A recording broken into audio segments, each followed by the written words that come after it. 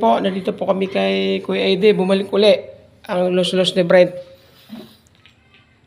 Ayan, sa mga may lus-lus dyan, masama ang supporter kasi naipit tapos biglang bababa. Ayan, ito mo. Dito po yan sa may San Antonio. Dito po yung kapilya ni Kuya Aide dito, itong gamutan. So, ayan. Masakit, masakit.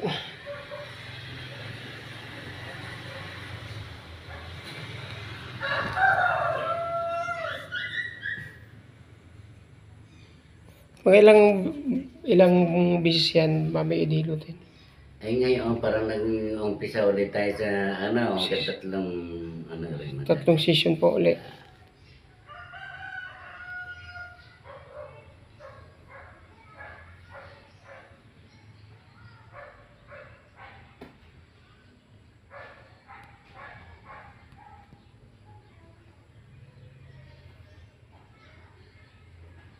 Wala naman po bawal Kuya Eddie sa mga pagkain Wala. Ayan. Basta wag ka na kung ng bagong kain. Maglalaro, yan. Huwag kang maglalaro, huwag magsosoft drinks, tubig lang, huwag maraming tubig. So yun, naririnig niyo po yung payo ni Kuya Eddie na pag naglalaro, huwag busog, huwag soft drinks. Pwede naman maglaro, konti lang ang kakainin, tsaka tubig din.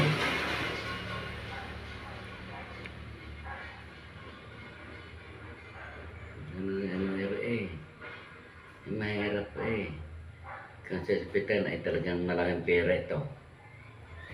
Yung mga ganyan pong luslus Ang doktor ay operahin agad. Madadala pa naman sa pagtaas. Hinga malalim. Baba. Sige ba? O yan, inaalain po yung bituka sa puwet. Puwet ba yun? Kasi yan ang... Sige. Sa itlog pala. Ba. Inaalay ni Kuya Aide yan. Tatlong session. Yan. Sige, baba na. Tumayo ka na. Tayo. Sige, ikalaw mo. Inakad mo na kung medyo masakit. Nakapakaramdam? Ano? Yung parang magic. Ayos na. Go. Iyan ay ito nung lumaki yung kaliwa talaga. Oo. Yan ay Sige, galaw mo ang kaliwa. Nawala na? Wala na.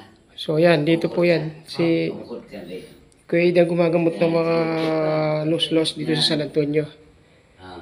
Balik. Masakay. Hindi yung sige. Ayos na. Ilang pa ang balik? Isa pa. Yan, dalawa o tatlong session yan, sabi ni Kuya Aide. Pero ngayon okay, parang magic November 2. Wednesday. Wednesday.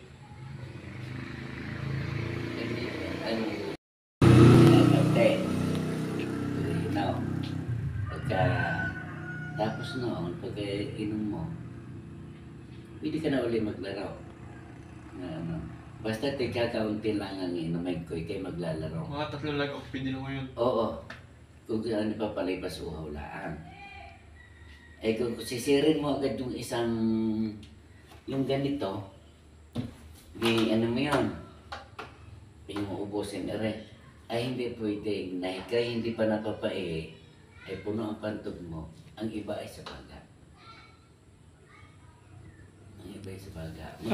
Akala ko po lahat na nagkakaroon ng tubig sa baga sa paghiga, yung pala sa tubig din. Sa tubig. Nanggagaling. Gamit kayo hinahapo, inom ka ng tubig, ay hindi toong natanggap ang baga ng ay talagang papasok talaga ang tubig. Okay, ko na naintindihan. Akala ko sa mga nagkakatubig ang baga, yun na higa palagi na nakahubad. Ay hindi. Hindi lang pala. Ay hindi yun. Okay, naintindihan Sa ko. pag-iinom mo ng maraming tubig na ikay pagod, maraming nailabas sa iyong katawan, pero pawisan ka, ang iniinom mo ay sa pantugang. So yan. Yan ang suggestion ni Kuya Eddie. Ngayon ay may natutunan ako at may natutunan kayo. Kuya Eddie, yan po si Kuya Eddie ang nagagamot dito na may mga luslos, mga bigating tao ay napunta pa rito. Kayong anak ko yan, pangalawang balik na po. Pero napagaling na po siya, ngayon parang magic. Kaya pinapayuhan ni Kuya Eddie kung ano dapat gawin para maiwasan at huwag na maulit. Kasi Kuya Eddie, maraming nagkakatubig sa baga. Nakala ko yung mga nahiga na nakahubad, yung pala hindi naman. Ay, hindi. Hindi yun sa pagkika. Nagkakaroon ng tubig. Ganon ko sa hospital yon, matubig na ang baga mo, lalagyan ka pa ng oxygen. Mas lalo magkakaroon ng tubig ang baga. Ganon ang oxygen kakabit sa iyo, di mamalakas. Tingnan mo ang tangke ay pinapawis yun. Gayon din ang baga. Yun, ako may Pwede na nakaintindihan. ako kumain pag uwi. Pwede ka lang kumain. Huwag kang maglalaro pagkain kayo. Bawang kain. Pagkain, kayo busog. Ikaw pwede maglaro. Pwede ka maglaro mga Nandang po, ang laro ko ay alas 4. alas Kakain ako 4. ng mga alas 2. Mga, kahit hindi kakain ka mga 3:30, kakain ka, huwag yung marami.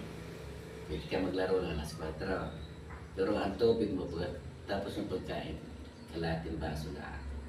Gumay ka maglalaro. Pag pinapawisan, mga palipas o laan, mga 3 nagro, yan ang naiwan. Yan, ay ayos na yun. Ramdam po kalubak. Ay kaliwa nga ang lumaki sa iyo. Napansin ko yung pag ay napakalaki yung ganito. Oo. Nabukol pala yun, Kuya Eddie, yung Ay nabukol yun. Sa puson, nakita sa puson. Ganun ko sa doktor yan. At talagang sasabihin ng doktor, ating operahin na. Ganun yan. Baka emergency na. Ay hindi ka magagawa. Yun naman pala yung makukuha lang sa hilot naman. Makukuha pa, may tataas lang naman yun. Kung sa doktor, ay madali. Ganun tatahin lang yun.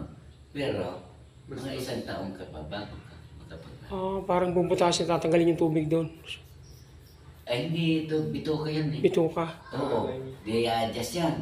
Pagka-adjust yun, tatahin na yun yung butas. Pero may pang-asa pa rin na yun ay babalik ulit sa kabila Di naman. ba lang kami pinsin ni ganyan eh, bata pa rin, at pa rin nakadala na din eh. Si Inteng ho. Sinte mo nga pala, yung pinsan niya, napakalit din na labo dito. Kaya dumali din nun eh. Sinteng. May luslus, bata pa. Yung pala yung nakukuha lang pala, hindi lang pala sa pagbabasketball po, sa mga, iinom ka na marami tubig, tapos maglalaro ka ng gayon. Oo, yun sa mga bata, meron nga 5 taon, 7 taon. Nangilid niyo. Pagkakain, hindi siyempre hindi may iwasan. Mga bata paglalaro. Tatakbo, pauli-uli, siyempre naglalaro. May pag-ano rin, bagong kain, minsan nagkakaroon din ng appendix. Yun, appendix. Oo. So kaya sinamahan ko to dito. So ayan po si Kuya Ede, batang-bata pa yun, akala nyo kayo matanda na. So dito po dinadala yung mga nagkakaroon ng luslos, bata man o matanda, kasi po, yun, sabi ni Kuya Ede, bawal maglaro ng basketball na uminom ng maraming tubig na konti lang, at saka soft drinks. Kaya nagkakaroon tayo ng luslos. So yan, maraming salamat po sa inyong panonood. Si Kuya Ede po yan. Yan po ang puntahan dito sa San Antonio. Celebrities man, politician, pumupunta rito. Kay Kuya Ede parang mahirap kasi mahirap po magpa-opera, mahal. Eh nadadala naman po sa hilot pala. So yan, maraming salamat po Kuya Ede. Pakaway nga po ng isa tayo dyan. Yan. Kuya Ede, salamat po. Sige. Yan. Okay, bye-bye.